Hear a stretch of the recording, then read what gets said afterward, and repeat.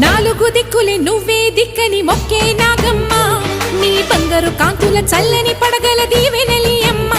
అమ్మా నాలుగు దిక్కులే నువ్వే దిక్కని మొక్కే నాగమ్మ నీ బంగారు కాంతుల చల్లని పడగల దీవెనలి అమ్మ